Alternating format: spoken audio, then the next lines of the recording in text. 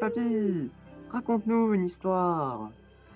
Vous ai-je déjà raconté l'histoire de Totim, ce connard de vegan? Les habitants de Hurlemar aiment tous fêter le voile d'hiver. Mais Totim, l'orque vegan un peu vénère qui habite quelque part au nord de Hurlemar, a pris en horreur cette fête. Maintenant, ne me demandez pas pourquoi. Personne n'en connaît la raison. Peut-être parce qu'il est vegan. Ou bien peut-être parce qu'il a perdu sa réplique de Hurleson. Mais si vous voulez mon avis, la vraie raison de tout ceci, c'est que ses jambes sont 2 fois trop petites. Quelle qu'en soit la cause, sa hache cassée ou ses jambes, en cette veille de la fête du voile d'hiver, Totim sent sa haine des habitants de Hurlemar l'envahir.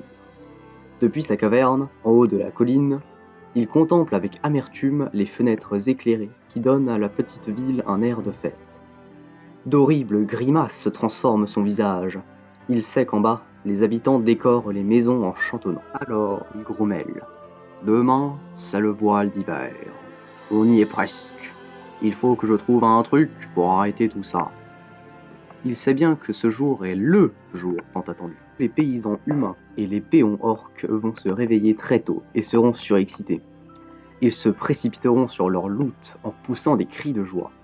Après ça, tous les habitants, les jeunes et les vieux, vont s'installer ensemble autour d'un grand festin. Ils vont engloutir des tonnes de nourriture. Ils vont se goinfrer de murlocs farcis au marron et au lardon, de chocolat, de pyrocotelettes de chimaïroc. Et tout cela, ils s'en fichent un peu. Mais c'est un orque vegan et il ne supporte pas de voir de la maltraitance animale. Et ce n'est pas tout. Le pire arrive encore.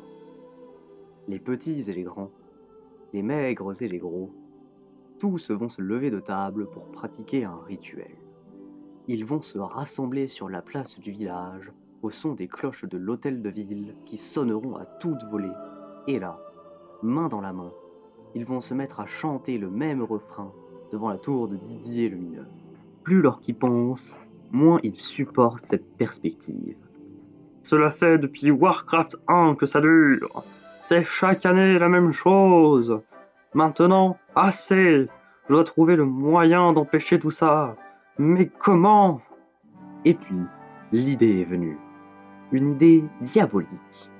Une super idée diabolique. Totim appela Rato, son fidèle écureuil, et ils se mirent en route vers Hurlemar afin de voler tous les cadeaux des paysans et des péons. Ils dépouillèrent les antres des orques, sans oublier les fermes humaines, en passant par les laboratoires gobelins. Il n'oublia pas de passer par les forges et les chantiers afin d'empêcher la construction d'armes et d'armures. Il tagua l'hôtel de ville avec de vilains mots et cassa la dent de Rato. À présent, Totim était bien énervé. De rage, il vola la pioche de Didier le mineur et prit soin de la casser.